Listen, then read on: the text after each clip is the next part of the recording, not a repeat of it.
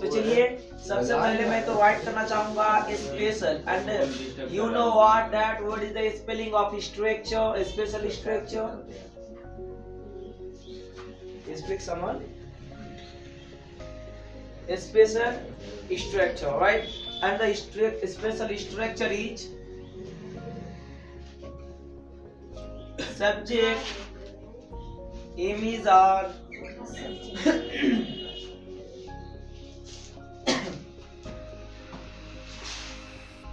plus able to given and other word।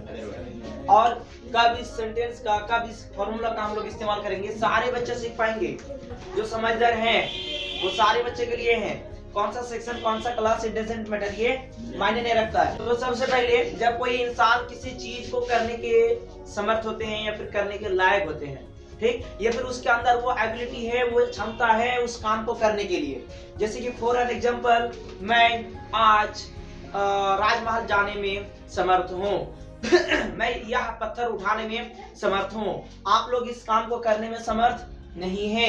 यानी जब कोई इंसान किसी काम को कर नहीं पा रहा है तो उसी को हम समर्थ नहीं होना या फिर समर्थ होना बता रहे हैं। जैसे कि क्या आप यहाँ आने में समर्थ रहेंगे, यानी क्या आप यहाँ आ पाएंगे, हाँ मैं वहाँ आने में समर्थ हूँ, यानी मैं वहाँ आ पाऊंगा। तो जब कोई इंसान किसी चीज को करने के लायक रहता है ना या फिर समर्थ होता है तो उस समय हम लोग इस स्ट्रक्चर का मदद लेंगे।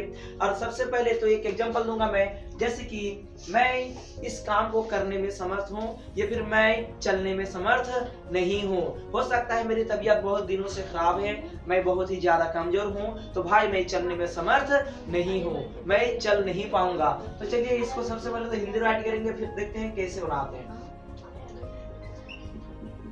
मैं चलने में समर्थ।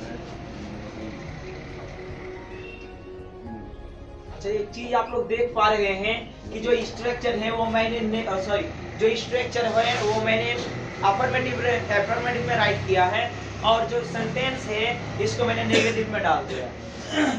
आप देख सकते हैं यहाँ पर नोट तो है लेकिन इसमें नोट नहीं है, इसमें नहीं है लेकिन उसमें नोट नहीं है। लेकिन आप एक काम कर सकते हैं, हमारे सेंटेंस को नेगेटिव बनाने के लिए एबल में ही अन जोड़ सकते हो, जैसे कि अनएबल, राइट। एबल के सामने सिर्फ अगर हम यू एन जोड़ देते हैं तो वो नेगेटिव बन जाता है। अगर आप चाहे कि नहीं सर हम अलग से नोट डालेंगे तो ये भी आपकी इच्छा, आप डाल सकते हैं। जैसे कि इसको अगर मैं नेगेटिव वाला बनाऊं तो यू आर, उसके बाद हम पहले नोट राइट करेंगे, फिर तब जा करके एबल टू प्लस V1 और अदर वर्ड। तो ये आपका नेगेटिव स्ट्रक्चर हुआ। लेकिन चाहिए है कि हमें पहले अफर्मेटिव स्ट्रक्चर सीखना चाहिए। खैर कोई बात नहीं है, यहाँ पर नोट है। अगर आपका सेंटेंस अगर अफर्मेटिव हो तो आप नोट को छोड़ सकते हैं। तो अगर आपका सेंटेंस अफर्मेटिव में है तो आप नोट नहीं लगाएंगे, लेकिन अगर आपका सेंटेंस नेगेटिव में है तो आप उसमें नोट राइट करेंगे।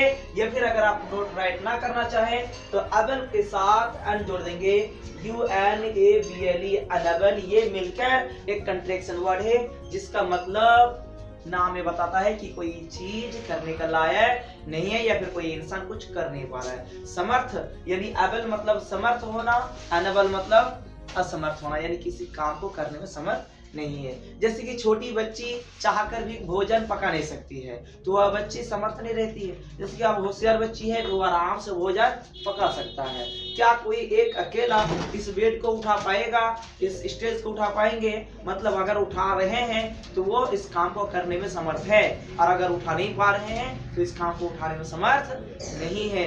फॉर एन एग्जांपल, वाटरिंग करने के लिए मतलब जो खेत में पानी, जब वाटर होता है ना, वाटर मतलब क्या होता है? पानी होता है।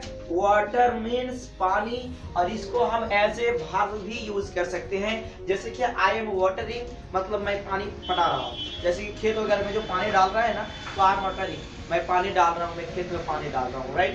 तो ठीक उसी तरह से क्या टॉपिक बता रहे थे, टॉपिक चेंज हो गया।